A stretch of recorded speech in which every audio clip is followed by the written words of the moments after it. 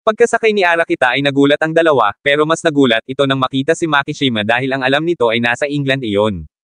Matapos ang kaunting kwentuhan, maya-maya pa ay narating na nila ang Goal Gate at doon ay napansin nila ang dami ng mga taong nakaabang kaya mas lalong nasabik si Arakita na matunghayan kung sino ang unang makakatawid sa finish line.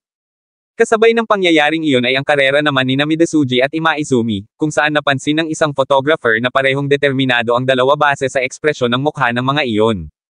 4.5 na kilometro na lang ang natitira bago ang finish line, at mas lalo pang tumitindi ang laban ng dalawa na walang nais na magpatalo. Napansin ni Imaizumi na tinatahak ni Midazuji ang mas maiksing ruta patungo sa finish line, kaya kahit napapaisip ito kung kasunod lang ba niya si Onoda ay sinabi na lang nito sa kanyang sarili na kailangan niyang itoon ang lahat ng atensyon niya sa nasa harapan dahil kung hindi ay matatalo siya ni Midazuji. Ngunit biglang nagtama ang gulong nilang dalawa, sabay arangkada naman ni Midazuji na siyang naging dahilan para mawala sa focus si Imaizumi. Muntik na sana itong matamba pero hindi pa rin sumuko si Imaizumi kahit na lumaki na ang agwat nila ni Midazuji. Maya-maya pa ay nakahabol na sa kanya si Onoda, kaya sinabi niya rito na wala itong dapat ipag-alala dahil kalmado naman siya ngayon, lalo na at naramdaman niya na iyon minsan noong nakaraang taon, sa ikatlong araw ng Inter-High. Hindi nagtagal ay umarangkada na si Imaizumi habang sinasabi na hahabulin umano nito si Midazuji, at nararamdaman umano nito na magagawa niya iyon. Sa kabila ng paggamit ni Midazuji ng tuso at mapanganib na paraan para maunahan si Imaizumi ay nagawa pa rin naman itong humabol doon gamit ang kanyang buong lakas. Dahil doon ay hindi makapaniwala si Midazuji, pero halata niya ang paghingal nito dahil sa sobrang pagod sabay atake para samantalahin ang pagkakataong pagod pa ang kalaban. Pumadyak siya ng sobrang bilis habang iniisip na mapag-iiwanan niya ulit si Imaizumi, ngunit laking gulat niya nang makita na nasa likuran niya lang iyon sabay paalala sa kanya nang sinabi nito kanina na pipigilan umano siya nito.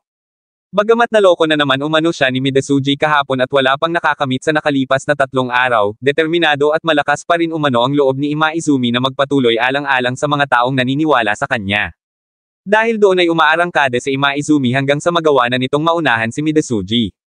Habang nangunguna ay panay ang hiyawan ng mga manunood para sa kanya bilang pagsuporta, ngunit hindi niya na iyon naririnig dahil ang manalo ngayong taon ang tanging nasa isip niya. Maging ang mga manunood ay iniisip na si Imaizumi na ang mananalo, ngunit isang lalaki ang nagsalita at sinabing wala pang kasiguraduhan dahil sa biglaang paglakas ng hangin at pagdilim ng kalangitan. Hindi nagtagal ay unti-unti nang pumapatak ang ulan bagay na ikinabahala ni Imaizumi, lalo na at nasa pababang daan pa naman siya.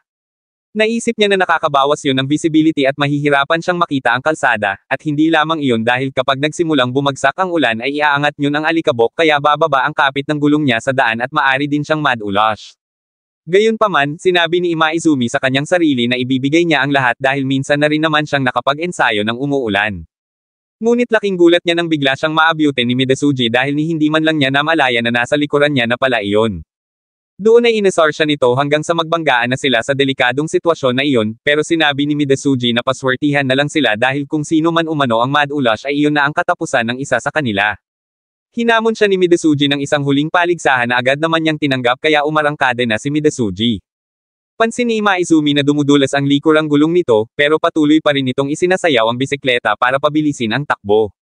Gayunpaman, sinabi ni Imaizumi na kumpiyansa rin siya sa sarili niyang kakayahan sabay padyak ng mas mabilis kaya nagawa niyang maabutin si Midazuji.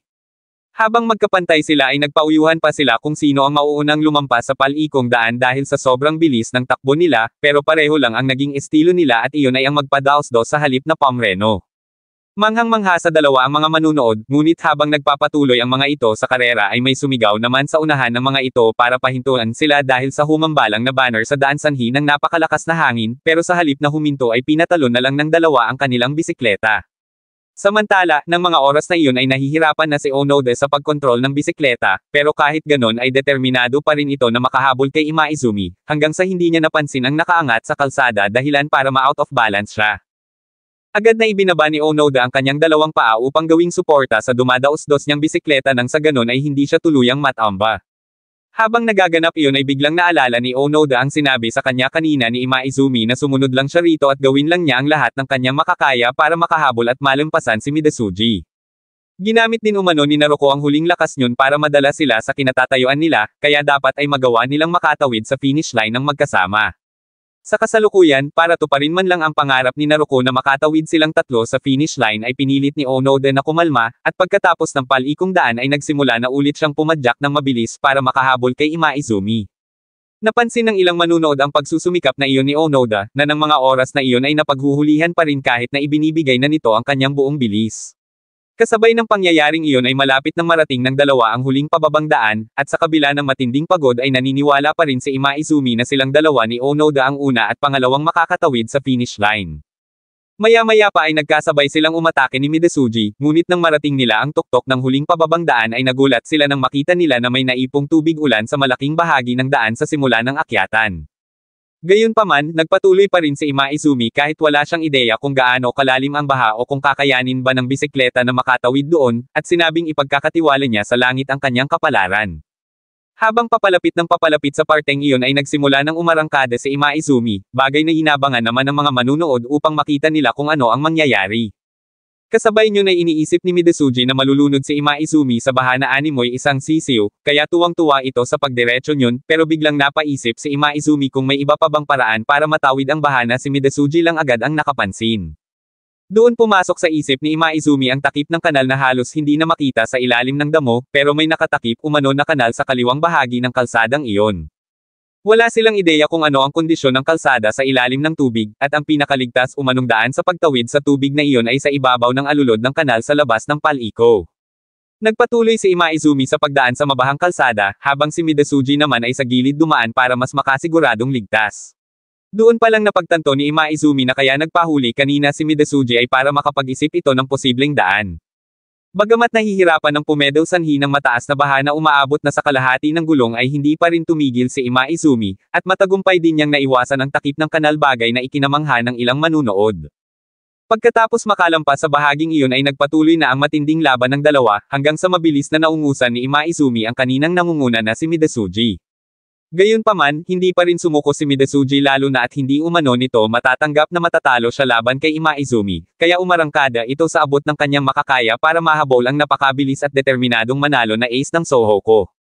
Ngunit habang pumapadyak ng mabilis ay biglang naalala ni Midesuji ang kanyang ina, hanggang sa hindi na nito namalayan na unti-unti nang bumabagal ang takbo niya, at hindi nagtagal ay bumagsak na ito sa gilid ng kalsada. Sa kabila ng pagnanais na manalo sa karera ay wala nang nagawa pa si Midesuji. Nang makita ang pagbagsak nito ay agad itong nilapitan ng ilang mga manunood, at doon ay sinambit ng isang lalaki na napakagaling umano ni Midesuji dahil mula pa ng nakaraang taon ay nasaksihan na nito kung paano lumaban si Midesuji.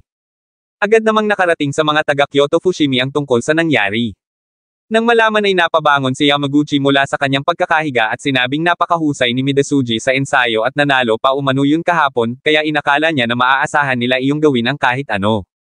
Habang nakahiga pa rin sa tabi ng kalsada ay nakita ni Midesuji ang pagdaan ni Onoda, at doon ay sinabi nito sa kanyang sarili na kahanga-hanga si Onoda sa lahat ng aspeto. Maya-maya pa ay tumigil na ang ulan, bagay na ikinatuwa ni Ima Izumi, lalo na at kinaya umano ng kanyang mga binti na makalampas sa 3 kilometro na marka. Bagamat pagod na ang mga binti niya, pero kaya pa umano niyang panatilihin ang bilis na iyon hanggang dulo. Hindi naman nagtagal ay nagawa ng makahabol sa kanya ni Onoda, kaya mas lalo pang natuwa si Ima Izumi, dahil mas may pagkakataon na sila ngayong maging una at pangalawa na makakatawid sa finish line.